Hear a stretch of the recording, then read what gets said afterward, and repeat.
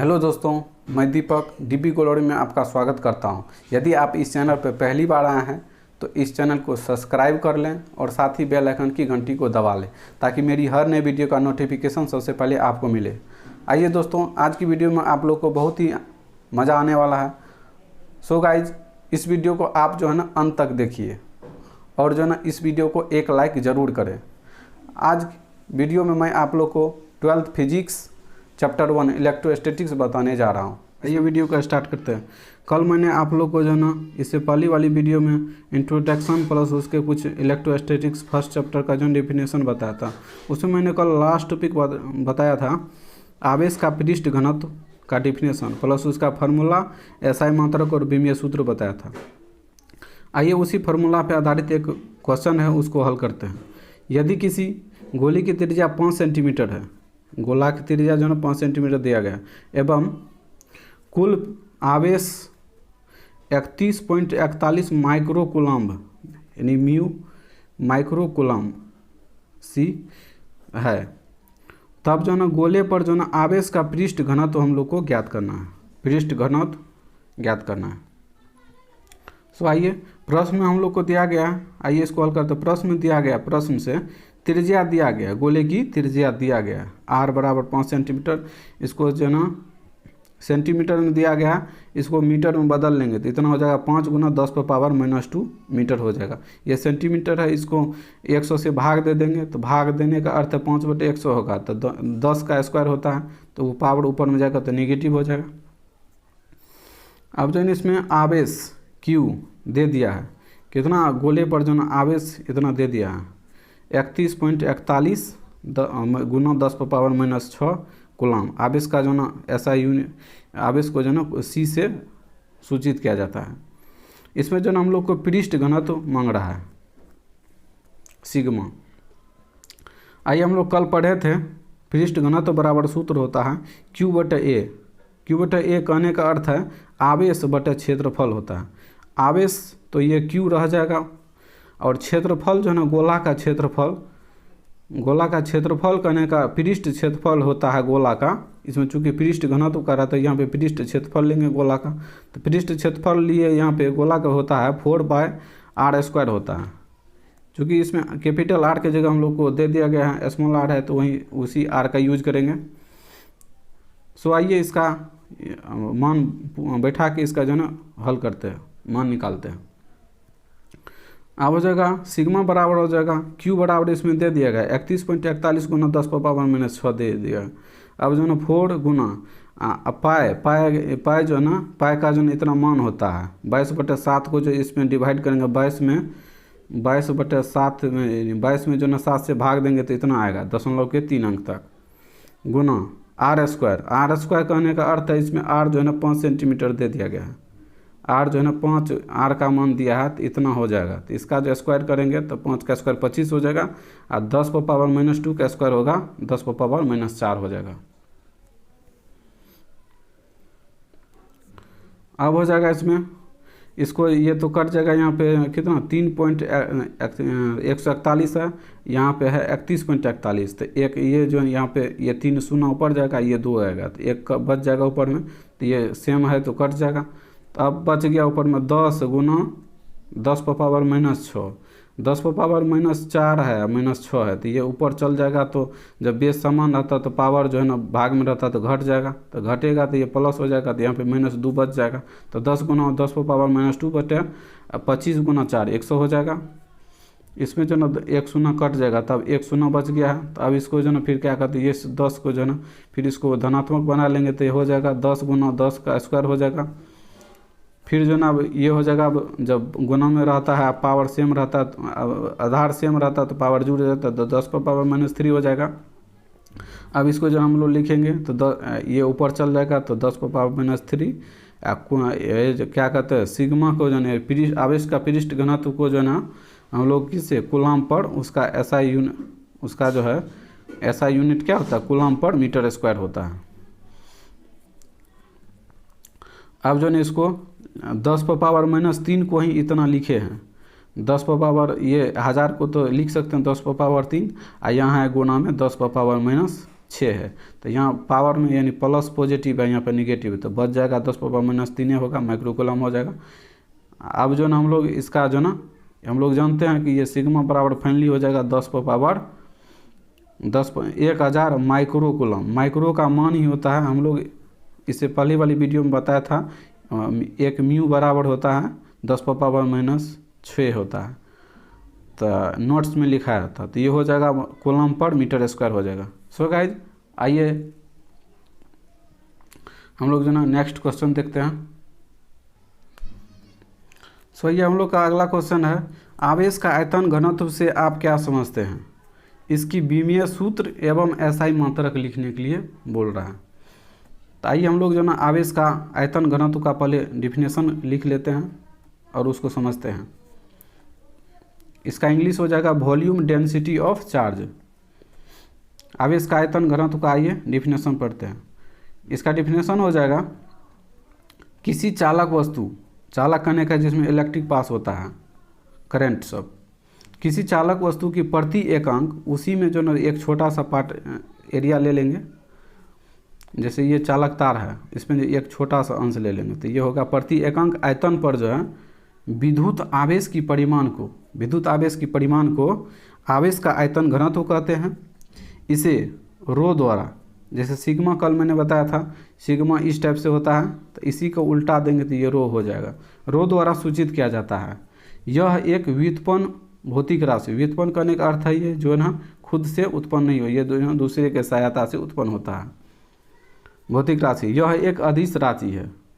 आवेश का आयतन घनत्व जो है ना एक अदिश राशि है। आइए क्या आवेश का आयतन घनत्व को जो है रो द्वारा सूचित किया जाता है, तो रो बराबर हो जाएगा आवेश बटे आयतन। तो आवेश बटे आयतन हो जाएगा। ये आवेश को तो क्या कहता है, आवेश का आयतन घनत्व को रो से सूचित करते हैं, आवेश को क्यू से, और वॉल्यूम आयतन है, तो आयतन यानी भी से उसको सूचित करते हैं। आइए इसी जो है क्या कहते हैं, फार्मूला पे आधारित इसका डिफिनेशन लिखते हैं। दूसरा डिफिनेशन आवेश का आयतन घनत्व का, अब ये हो जाएगा, यहाँ से एक डिफिनेशन बनेगा, किसी चालक वस्तु की कुल आवेश, किसी चालक वस्तु की कुल आवेश कहने का अर्थ क्यू, किसी चालक वस्तु की कुल आवेश एवं उसकी आयतन के अनुपात, ये वॉल्यूम जो है उसके आयतन के अनुपात को जो ना आवेश का आयतन घनत्व कहते हैं, को आवेश का आयतन घनत्व कहते हैं।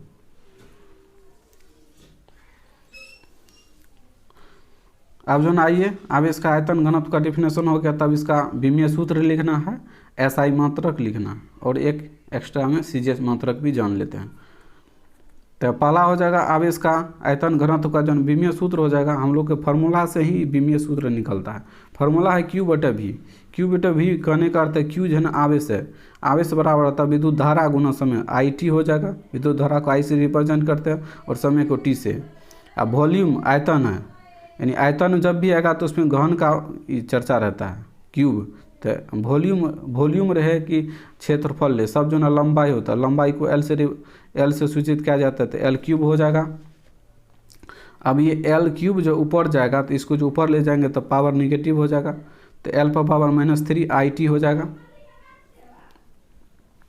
अब आइए इसका जो है ना घनत्व, आयतन घनत्व का जो है एसआई मात्रक जानते हैं। एसआई मात्रक जो ना यहीं से निकलेगा, बीमीय सूत्र से ही इसका जो ना निकलता है एसआई मात्रक। ये लेंथ है, लंबाई, तो मीटर क्यूब, लंबाई का मीटर क्यूब हो जाएगा। ये पावर में है निगेटिव, तो इसको पॉजिटिव बनाएंगे तो बटे में आ जाएगा। अब विद्युत धारा का जो ना विद्युत धारा को एम्पियर द्वारा मापा जाता है, तो विद्युत आई का एम्पियर हो जाएगा और टाइम को सेकेंड द्वारा, तो ये हो जाएगा AS बटे मीटर क्यूब। AS यानी आवेश इंटू सेकेंड को जो ना क्या कहते हैं, कूलम आवेश। एम्पियर इंटू सेकेंड को जो ना कूलम भी बोला जाता है। ये जो ना एम्पियर इंटू सेकेंड का डिफिनेशन कौन दी थी, कूलम साहब ने। अब बटे मीटर क्यूब हो जाएगा। अब हो जाएगा आयतन का जो ना आयतन घनत्व का सीजीएस मात्रक। सीजीएस मात्रक यहीं से होगा, सीजीएस मात्रक जो है यहाँ से, यानी क्या कहते हैं एम्पियर। एम्पियर को जो सीजीएस में ESU बोलते हैं एम्पियर। ये कूलम का जो ना ये सीजीएस मात्रक क्या होता है, ESU होता है। और फिर मीटर का तो ये सेंटीमीटर हो जाएगा। यानी लंबाई का जो है CGS में क्या होता है, सेंटीमीटर होता है। सो गाइज आइए हम लोग जो है अगला टॉपिक देखते हैं और अगला पेज की ओर आगे बढ़ते हैं। आइए हम लोग का अगला क्वेश्चन है, आवेश का रेखीय घनत्व से आप क्या समझते हैं, इसकी बीमीय सूत्र एवं SI मात्रक लिखिए। अगला क्वेश्चन है हम लोग का, आवेश का रेखीय घनत्व से आप क्या समझते हैं, इसकी बीमीय सूत्र एवं SI मात्रक को लिखने के लिए बोल रहा था। आइए आवेश का जो ना रेखीय घनत्व क्या है उसका डिफिनेशन पढ़ते हैं और उसको समझते हैं। तो आवेश का रेखीय घनत्व हो जाएगा, इसका इंग्लिश हो जाएगा लीनियर डेंसिटी ऑफ चार्ज। इसका डिफिनेशन आइए देखते हैं। किसी चालक तार की प्रति एकांक लंबाई पर विद्युत आवेश की परिमाण, इसमें लंबाई पर, प्रति एकांक लंबाई पर विद्युत आवेश की परिमाण को जो है आवेश का रेखिक घनत्व कहते हैं। विद्युत आवेश के परिमाण को रेखिक घनत्व कहते हैं। इसे जो है ना लैम्ब्डा द्वारा सूचित किया जाता है, ये है लैम्ब्डा, इसे लैम्ब्डा द्वारा सूचित किया जाता है। रेखिक घनत्व को जो है ना लैम्ब्डा द्वारा सूचित किया जाता है। अब ये हो जाएगा लैम्ब्डा बराबर हो जाएगा आवेश बटे लंबाई। आवेश कहने का अर्थ है चार्ज। आवेश को जो है ना Q से रिप्रेजेंट किया जाता है और लंबाई को L से रिप्रेजेंट किया जाता है। आइए इसी ये फार्मूला से ही एक और डिफिनेशन निकालते हैं। अब यहाँ से हो जाएगा किसी चालक तार का कुल आवेश Q एवं लंबाई की अनुपात, लंबाई L के अनुपात को जो ना आवेश का रेखीय घनत्व कहते हैं। ये जो ना फार्मूला से डिफिनेशन ये दूसरा बना है, आवेश का रेखीय घनत्व का डिफिनेशन इस फार्मूला से आया है। आइए इसका जो ना बीमीय सूत्र देखते हैं। इसका बीमीय सूत्र हो जाएगा रेखीय घनत्व यानी लैम्ब्डा का बीमीय सूत्र हो जाएगा। बीमीय सूत्र बोले थे इसके बारे में, ये जो ना फार्मूला से ही निकाला जाता है। बीमीय सूत्र इसका फार्मूला है Q बटे L, आवेश बटे लंबाई। तो आवेश को IT द्वारा सूचित करता है, लंबाई जो भी है उसे कैपिटल L द्वारा रिप्रेजेंट किया जाता है। तो L को जो ऊपर ले जाएंगे तो L पर पावर -1 हो जाएगा, I × T हो जाएगा। ये हो गया इसका बीमीय सूत्र। अब बीमीय सूत्र से ही SI मात्रक और CGS मात्रक निकाला जाता है। आइए इसका है दूसरा पॉइंट में हो जाएगा रेखीय घनत्व लैम्ब्डा का जो है SI मात्रक। तो लैम्ब्डा का SI मात्रक होगा आवेश है यानी विद्युत धारा, इलेक्ट्रिक करंट को I से रिप्रेजेंट किया जाता है और जो है विद्युत धारा को एम्पियर में मापा जाता है, उसे जो है A द्वारा सूचित किया जाता है। इंटू T है तो टाइम है तो इसको सेकेंड द्वारा मापा जाता है। ये लंबाई को जो है बटे में ले आए तो हो जाएगा लंबाई को मीटर हो जाएगा, लंबाई का मीटर होता है, लंबाई को SI मात्रक मीटर में मापा जाता है। इसी को जो है ना आवेश इंटू यानी एम्पियर इंटू सेकेंड को कूलाम बोला जाता है, कूलाम कहते हैं, और मीटर तो रह ही जाएगा प्रति यानी कूलाम प्रति मीटर हो जाएगा। तीसरा पॉइंट है इसका जो है आवेश यानी आवेश का रेखीय घनत्व का जो है CGS मात्रक। CGS मात्रक हो जाएगा कूलाम का CGS होता है ESU, इलेक्ट्रोस्टैटिक यूनिट। ये लंबाई का जो है लंबाई का CGS होता है सेंटीमीटर होता है। सो गाइस आइए अगला क्वेश्चन की ओर हम लोग आगे बढ़ते हैं। हम लोग का अगला क्वेश्चन है विद्युत बल के लिए कूलाम नियम से आप क्या समझते हैं। विद्युत बल के लिए इलेक्ट्रिक फोर्स के लिए जो है कूलाम नियम का देखते हैं। विद्युत बल से जो है कूलाम नियम का हम डिफिनेशन पढ़ते हैं। आइए कूलाम्स लॉ आंसर हो जाएगा। कूलाम्स लॉ के बारे में पढ़ेंगे और विद्युत बल के लिए पढ़ेंगे।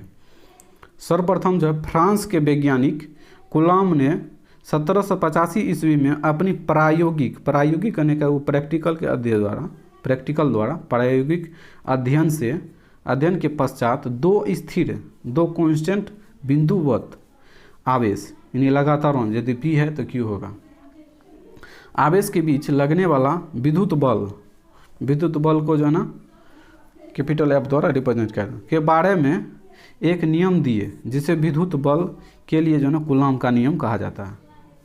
विद्युत बल के लिए जो है कूलाम का नियम कहा जाता है। आइए इसको और अगला पेज की ओर आगे बढ़ते हैं। कूलाम के अनुसार, चूँकि इसमें जो ना डिफिनेशन है विद्युत बल के लिए जो ना कूलाम नियम को हम लोग को जानना है। तो अब कूलाम के अनुसार है दो स्थिर बिंदुवत आवेश के बीच लगने वाला विद्युत बल दोनों आवेश की परिमाण जो रिजल्ट निकलता है उसके गुणनफल के समानुपाती होती है।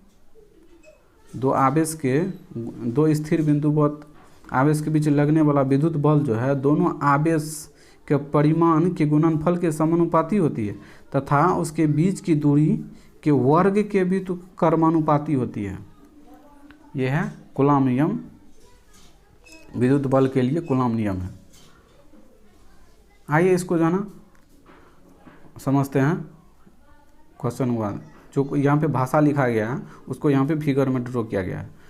इसमें जो है दो आवेश, एक है Q1 एक है Q2, इसकी ये दोनों के बीच की दूरी जो है R है और जो ना इसको ये Q1 जो है A बिंदु पर है और Q2 जो है B बिंदु पर लिए है। इसके बीच का जो ना विद्युत बल जो है ना, विद्युत बल यानी F, इसके बीच का जो है ना विद्युत बल F है, कैपिटल F। तो अब हो जाएगा इसमें यहाँ पे जो हम लोग ये जो फिगर ड्रॉ किए हैं इसमें है हम लोग माना कि Q1 एवं Q2 दो स्थिर यानी कांस्टेंट बिंदुवत आवेश है। स्थिर कहने का अर्थ है कांस्टेंट बिंदुवत आवेश है जिनके बीच की दूरी R, जिनके बीच की Q1 और Q2 के बीच की दूरी R है तथा दोनों आवेश के बीच लगने वाला विद्युत बल जो है ये कैपिटल F दिया गया। दोनों आवेश के बीच जो है लगने वाला बल, विद्युत बल क्या है, F, कैपिटल F दिया गया। अब है हम लोग कूलॉम नियम के अनुसार, अब कूलॉम नियम के अनुसार क्या कहता है, ये जो अभी यहाँ पे जो हम लोग पढ़े हैं, दो स्थिर बिंदुवत आवेश के बीच लगने वाला विद्युत बल जो है दोनों आवेश की परिमाण के गुणनफल के समानुपाती होती है एवं उसके बीच की दूरी के वर्ग के व्युत्क्रमानुपाती होते हैं। इसी को ना हम लोग फार्मूला में यहाँ पे ड्रॉ करेंगे। तो यहाँ हो जाएगा ये विद्युत बल जो है F है, ये समानुपाती होता है किसके, दोनों आवेश के परिमाण करने का उसका रिजल्ट है Q1 गुना Q2 के गुणनफल, और जो है ना ये इसका समानुपाती कहने का अर्थ ये जो है इक्वल में रहेगा। व्युत्क्रमानुपाती कहने का अर्थ उसके विपरीत में रहेगा। ये सामना फेस टू फेस हो गया, ये विपरीत में आ गया, बट्टे में है तो विपरीत हो गया, तो ये हो गया। तो अब है यहाँ पे F, यहाँ पे इसको कांस्टेंट को हटाएंगे तो एक K आएगा, तो अब K गुना हो जाएगा Q1 गुना Q2 बटे R², जहाँ K जो है अचर विद्युत बल यानी विद्युत बल नियतांक है। विद्युत बल अचर कांस्टेंट भी कह सकते हैं, नहीं तो विद्युत बल नियतांक, नियतांक कहने का अर्थ है कांस्टेंट। आइए हम लोग जो है ना K का मान जो है ना पढ़ते हैं, K का मान कितना वैल्यू होता है उसके बारे में जानते हैं। यहाँ पे जो K आया था K, इसका जो ना अब हम लोग मान निकालते हैं। K बराबर हो जाएगा 1/4 पाई इप्सिलॉन, ये जो है ये इप्सिलॉन इसको बोला जाता है, EPSILON। इसका जो अब हो जाएगा इप्सिलॉन बराबर होता है, इसको इक्वेशन में लिखें 1/4 पाई तो रह जाएगा, इप्सिलॉन के बराबर होता है ε0 गुना ε/r होता है। यहाँ अब इसमें आइए ये क्या सब इसके बारे में जानते हैं। ये जो है ना ε0 है, ε0 इसको बोला जाता है।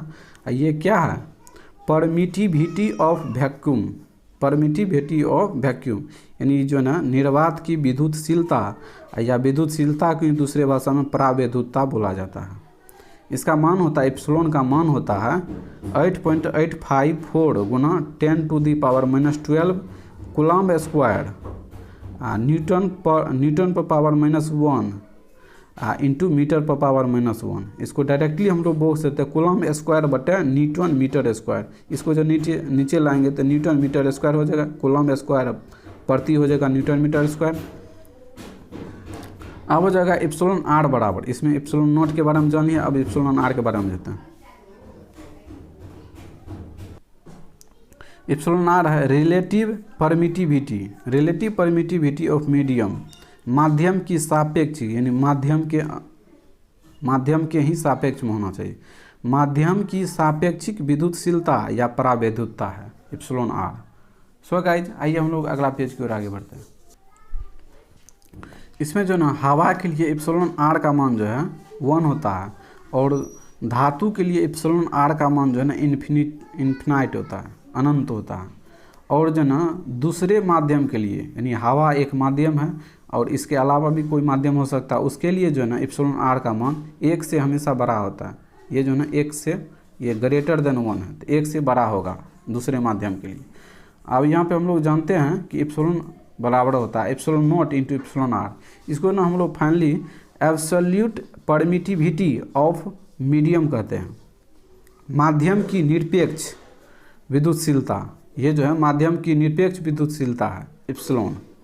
एप्सिलॉन को एब्सोल्यूट परमिटिविटी ऑफ मीडियम बोला जाता है, माध्यम की निरपेक्ष विद्युतशीलता। एप्सिलॉन बराबर ही इतना मान होता है epsilon not into epsilon R होता है। सो गाइज आइए हम लोग जो है इसका जो है एसआई मात्रक भी जानते हैं, के का वैल्यू सब जान गए हैं। उसके बाद जो है ना क्या फार्मूला था वो भी जान गए हैं। अब इसमें जो है हम लोग के का एसआई मात्रक निकालते हैं। के का एसआई मात्रक जो है ना हवा में यानी एप्सिलॉन आर बराबर 1 के लिए यहाँ पे प्रयोग करेंगे। तो के बराबर हम लोग जस्ट अभी इससे ऊपर वाले में फार्मूला देखे तो 1/4 pi epsilon not into epsilon R होता है। ये एप्सिलॉन आर जो है इसके जगह हम लोग 1 पुट कर देंगे। एप्सिलॉन नॉट का जस्ट हम लोग अभी ऊपर में मान पढ़े हैं तो हो जाएगा 1/4 पाई का मान 22/7 हो जाएगा गुना एप्सिलॉन नॉट का मान अभी हम लोग जस्ट ऊपर में पढ़े हैं तो 8.854 गुना 10 टू द पावर -12 होता है। एप्सिलॉन आर का मान 1 है, हवा के लिए इसलिए 1 होगा। तो अब यहाँ पे के का हो जाएगा, इसको जो आप लोग कैलकुलेशन कीजिएगा तो इतना आ जाएगा 9 into 10 to the power 9 newton metre square पर कूलम स्क्वायर होता है। आइए हम लोग जो ना अब समीकरण 1 से इसमें इसका जो ना मान रखते हैं। समीकरण 1 से हम लोग है F बराबर है 1/4 pi epsilon not into epsilon R गुना के का मान उसमें खाली रखना था तो ये हो जाएगा Q1 इंटू Q2/r² है। तो अब हो गया। अब जो है इसमें के का विमीय सूत्र भी जान लेते हैं। विमीय सूत्र क्या होता है के का विमीय सूत्र इस फार्मूले के माध्यम से निकालेंगे। इसका तो विमीय सूत्र होगा नहीं, ये इस चीज़ का होगा।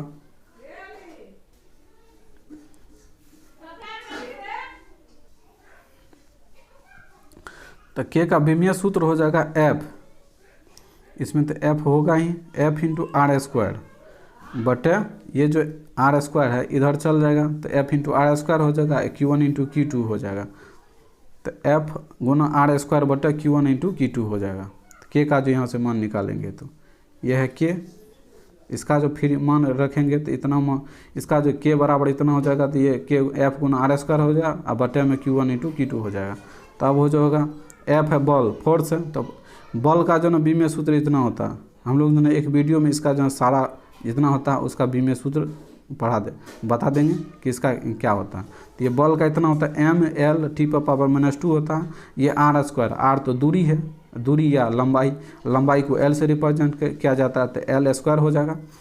अब बटे Q1 इंटू Q2, Q का होता है IT होता है, दोनों आवेशे है तो दोनों आवेशे होगा IT होगा तो यहाँ पे I² हो जाएगा T² हो जाएगा।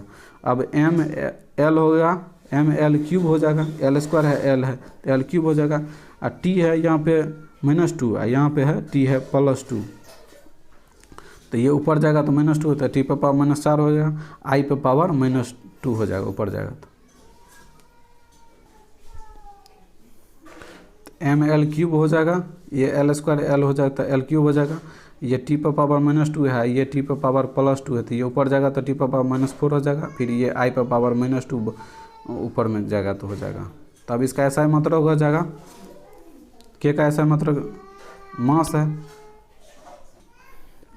ये मास है, द्रव्यमान है, द्रव्यमान का kg होता है ऐसा यूनिट, और लंबाई का मीटर³ होता है, लंबाई का मीटर होता है मीटर³ हो जाएगा, और टाइम का सेकंड होता है, सेकंड पर पावर -4 हो जाएगा। आई है एम्पियर, विद्युत धारा है, विद्युत धारा का एम्पियर होता है। तब इसको जो हम लोग लिखेंगे ये हो जाएगा न्यूटन मीटर स्क्वायर। AS को जो है ना नीचे में ले आएंगे तो ये हो जाएगा न्यूटन, इसको जो ना ऐसा मतलब एक ये भी होता है, इसका एक ये हो जाएगा न्यूटन मीटर स्क्वायर पर कूलम स्क्वायर होता है।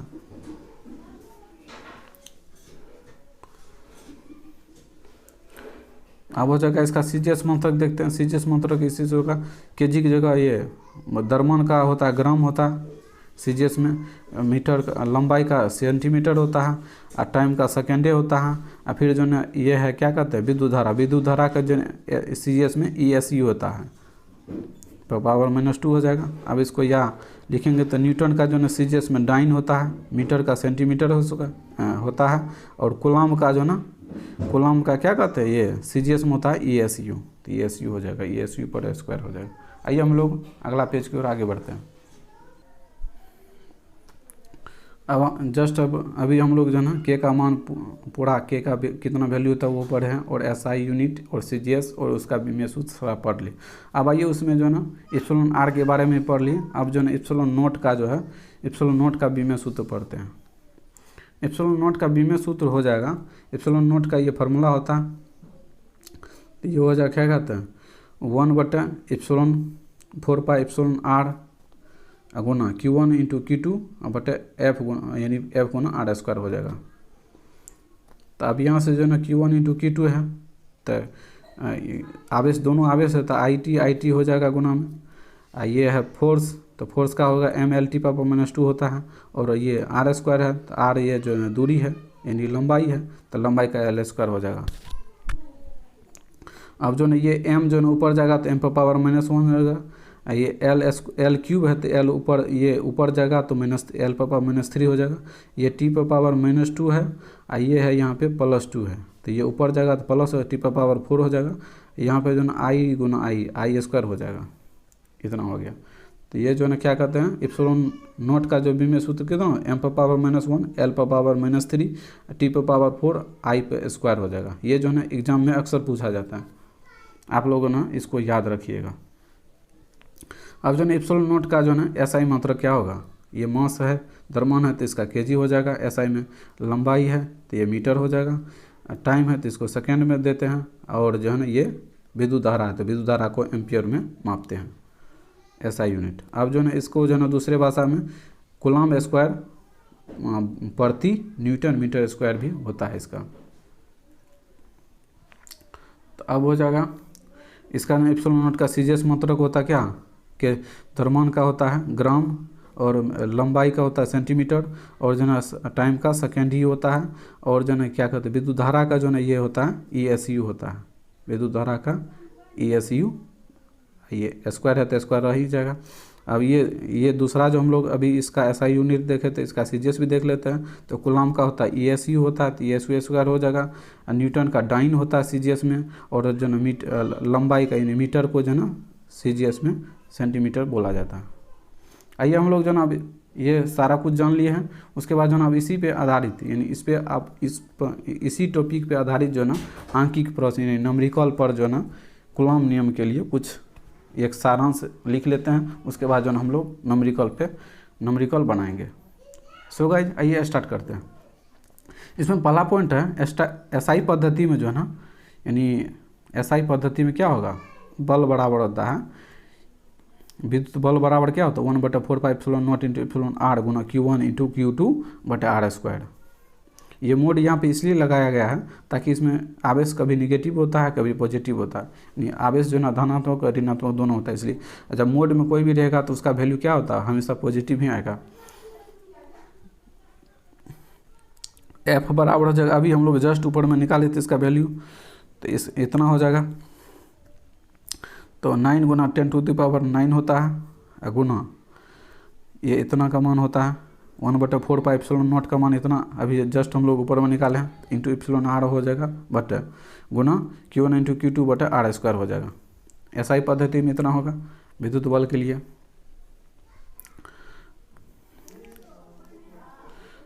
अब जो है ना CGS पद्धति में होता है F बराबर Q1 × Q2 बटे R² सूत्र होता है CGS पद्धति में।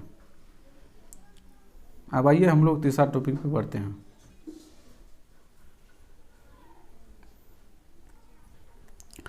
तीसरा पॉइंट है जब दोनों आवेश जो है Q1, आवेश दो को कौन है, एगो Q1 है एगो Q2 है, और जो ना माध्यम इप्सिलॉन R जब कांस्टेंट रहेगा तब क्या होगा, तो तब हो जाएगा F यानी इन्वर्सली, यानी F जो है F समानुपाती हो जाएगा डायरेक्टली प्रोपोर्शनल 1/R² हो जाएगा।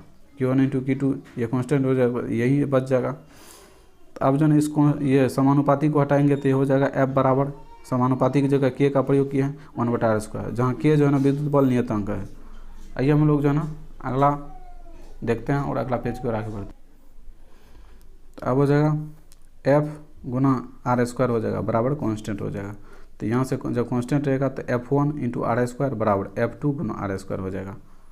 आइए हम लोग जो है ना चौथा फार्मूला देखते हैं। चौथा में जब आवेश जो है ना Q1 इंटू Q2 एवं जो है ना R यानी डिस्टेंस दूरी वो यानी कांस्टेंट रहेगा, तब जो है ना हवा के लिए क्या होगा, तब हवा के लिए हो जाएगा F यानी फोर्स जो है ना विद्युत बल जो है ए सफिक्स में इसलिए लगाया गया है, एयर है, तो ये हो जाएगा 1/एप्सिलॉन। हवा के लिए एप्सिलॉन आर का मान 1 होता है, इसलिए एप्सिलॉन आर जो है यहाँ पे कैंसिल 1 से मल्टीपल कर इतना ही आएगा, तो 1/4 into Q1 into Q2/r square हो जाएगा। इसको समीकरण 1 मान लिया। एवं दूसरे माध्यम के लिए मीडियम दूसरे यानी FM दूसरे मीडियम के लिए तो 1/4 एप्सिलॉन इंटू एप्सिलॉन आर हो जाएगा। कौन सा मीडियम है इस यहाँ पे क्लियर नहीं कि, इसलिए जो है एप्सिलॉन आर लिखा गया है गुना Q1 इंटू Q2/r स्क्वायर। ये समीकरण 2 मान लिया है। अब समीकरण 2 में जो है 1 से भाग देंगे, तो समीकरण 2 में 1 से भाग देने पर क्या आएगा, तो समीकरण 2 है, इसमें इस साइड में है, लेफ्ट साइड में है FM सफिक्स में M है, यानी इलेक्ट्रिक फोर्स जो है ना विद्युत बल जो है क्या है FM है, FM/FA हो जाएगा। और बटे में पहले इसको इस इक्वेशन को लिख लेते हैं, तो हो जाएगा 1/4 एप्सिलॉन आर गुना Q1 इंटू Q2/r स्क्वायर है। अब जो है ना तो यहाँ पे हो जाएगा, अब इसको जो क्या कहते हैं FA का जो मान यहाँ पे दे देंगे तो कलर जाएगा ऊपर में, तो 4 epsilon not into R square बटे Q1 इंटू Q2 ये कैंसिल हो जाएगा। यहाँ पे एप्सिलॉन आर ही बच जाएगा और जो Q1 इंटू Q2 कट जाएगा, आर स्क्वायर भी यहाँ से कट जाएगा, तो केवल 4 एप्सिलॉन भी कट ही जाएगा, तो FM बटे FA इसका अनुपात हो जाएगा 1/एप्सिलॉन ही केवल बच जाएगा। आइए हम लोग जो ना लास्ट टॉपिक पढ़ते हैं आज की वीडियो का। लास्ट टॉपिक है ये सब जो ना न्यूमेरिकल बनाने में हेल्पफुल होगा। ये सब फार्मूला आप लोग जो ना बहुत अच्छी तरह से इसको रिवीजन करके आइएगा, और जो ना अगले वीडियो में जो ना मैं इस पे जो ना न्यूमेरिकल बताऊंगा और उससे आगे टॉपिक भी बताऊंगा इलेक्ट्रोस्टैटिक्स का। सो गाइस आइए पांचवा फार्मूला हम लोग का है F बराबर रिजल्टेंट फोर्स होता है, F बराबर होता है √F1 square plus F2 square गुना प्लस 2 गुना F1 into F2 cos theta होता है। ये कहाँ से लिया गया है, इसमें जो है ना ये रिजल्टेंट फोर्स है, तो यहाँ पे R बराबर इसका सूत्र होता है √A square plus B square plus 2AB cos theta होता है। सो गाइज आई होप आप लोग को ये वीडियो अच्छी लगी होगी। यदि आप लोग को ये वीडियो अच्छी लगी हो तो एक लाइक ज़रूर करें और जो है शेयर करना ना भूलें। Thank you so much. हम लोग अगले वीडियो में न्यूमेरिकल के साथ मिलते हैं और इससे आगे टॉपिक पे बात करेंगे।